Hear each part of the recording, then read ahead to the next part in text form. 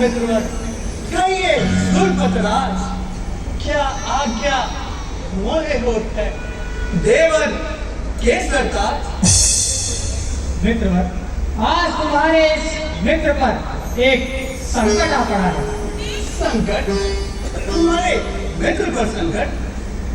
हाँ, देव ऋषि नारद दूर हिमालय की तलहटी में बैठे वो तप कर रहे हैं और हमसे हमारा इंद्रासन छीनना चाहते हैं।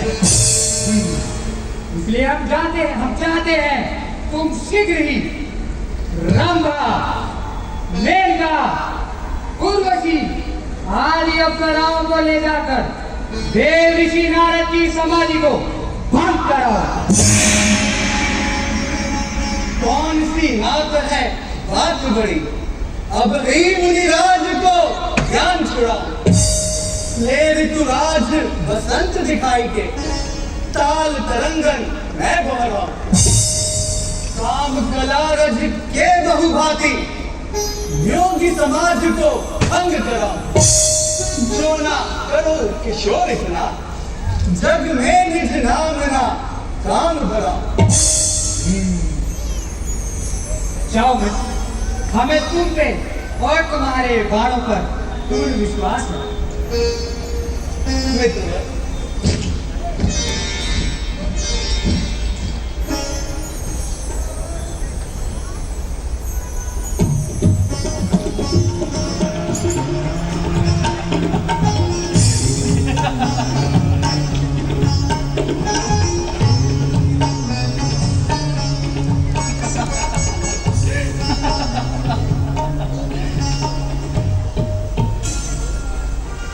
देव ऋषि नारद, अपने नेत्र खोलिए।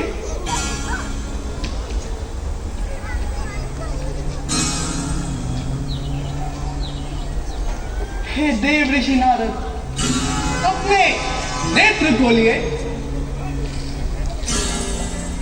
हे देव ऋषि, आज स्वर्ग की सारी संपदा आपके चरणों में पड़ी है। अपने नेत्र खोलिए।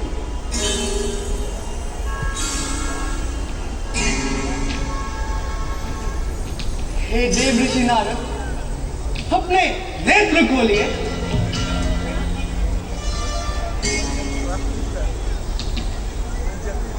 तो लगता है देव ऋषि नारद ऐसे अपने नेत्र नहीं खोलेंगे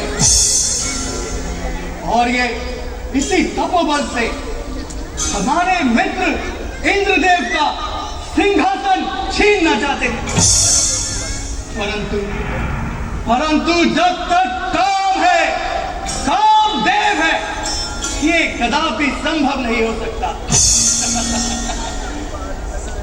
हे रंभा आदि अप्सरा, परियन की सरताज, ले ऋतुराज दिखाई के गाओ बसंत बहार।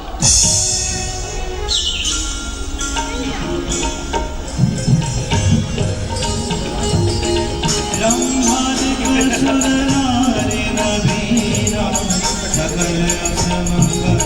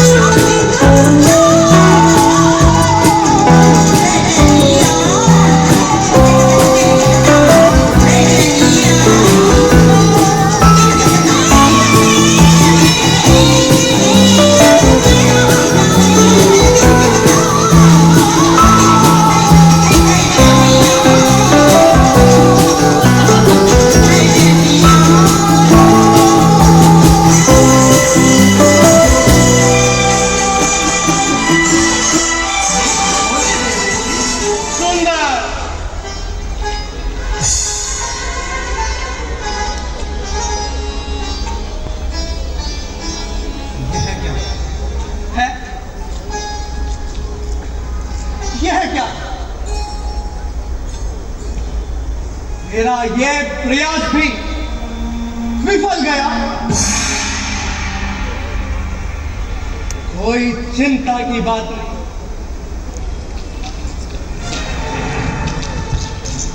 हम अभी अपने पुष्प बाण से इनके इस तपोबल को खंडित किए देते हैं।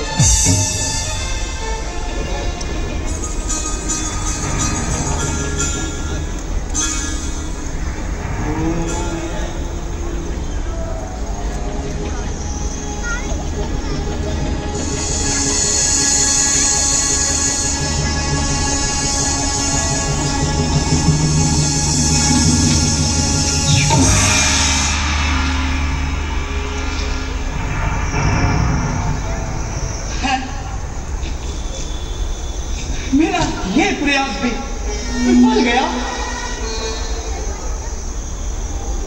कोई चिंता की बात नहीं। हम अभी अपने इस कामबाण से देव ऋषि नारद के तप को खंडित किए देते हैं।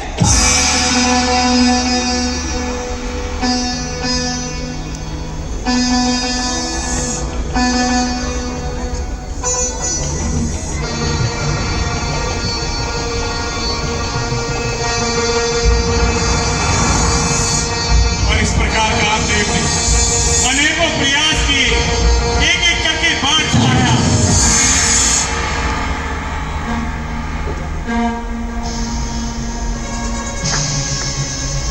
यह है क्या?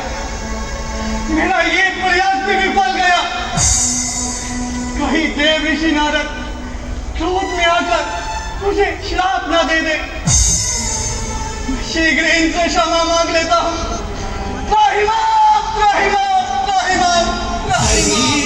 सहाय सभी मन में रहसी जाई मुनि चरण तब कहीं सुठी आरती में। कौन? देव ऋषि नारद, मैं कामदेव। कामदेव? उठो कामदेव, तुम्हारे आने का प्रयोजन? हे देव ऋषि नारद, आपके इस तपोबल से हमारे मित्र इंद्रदेव को बैर हो गया। मैं ये समझ रहे थे आप अपने तपोबल द्वारा उनका इंद्रासन छीनना चाहते हैं, और इसीलिए उन्होंने मुझे आपके सम्मुख भेजा, आपके इस तपोबल को खंडित करने के लिए। मुझे क्षमा कीजिए, मुझे क्षमा कीजिए मुनिवर, मुझे क्षमा कीजिए। ध्यान हम करते नहीं, संपदा के वास्ते है नहीं जीवन हमारा, लालसा के वास्ते। कामदेव, कितने भीरू है तुम्हारे महाराज इंद्र।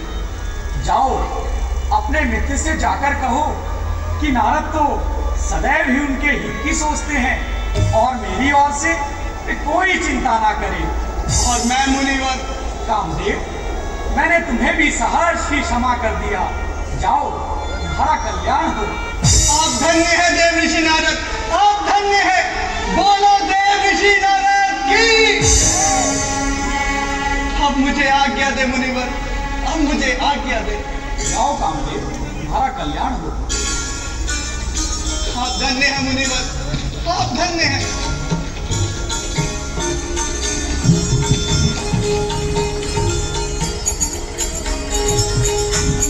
सुनी सबके मन की तैयारी। नारायण नारायण नारायण, आज मुझे अपार हर्ष हो रहा है। आज मैंने कामदेव पर विजय प्राप्त कर ली है। कामदेव पर। नारद जी चलने लगे।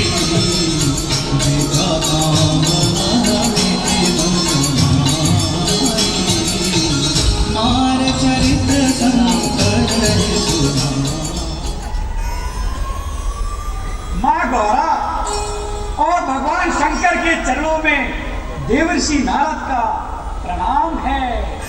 तुम्हारा कल्याण हो देवर्षि नारद।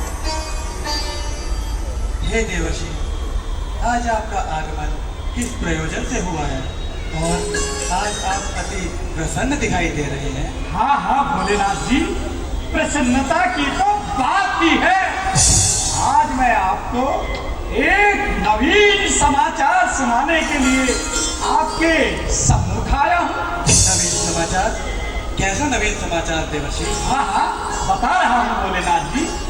एक बार मैं भ्रमण करता हुआ हिमालय की तलहटियों में जा पहुंचा और वहां के सुंदर और मनोहारी दृश्यों को देखकर मैं प्रसन्न हो गया और मैंने कुछ दिवसों के लिए वहां समाधि लगा ली। और जानते हैं भोलेनाथ जी कि क्या हुआ? क्या हुआ देवर्षि? मेरी तपस्या से भयभीत होकर देवराज इंद्र को यह लगा कि कहीं मैं अपने तपोबल से उनका इंद्रासन न छीन लूं। और देवराज इंद्र ने अपने मित्र कामदेव को मेरा तप खंडित करने के लिए भेजा। और जानते हैं भोलेनाथ जी कि क्या हुआ? क्या हुआ देवर्षि? कामदेव मेरा कुछ ना बिगाड़ सका और त्राहिमाम करता मेरे इन चरणों में आ गिरा। बस यही नवीन समाचार सुनाने मैं आपके सम्मुख आया हूँ भोलेनाथ जी।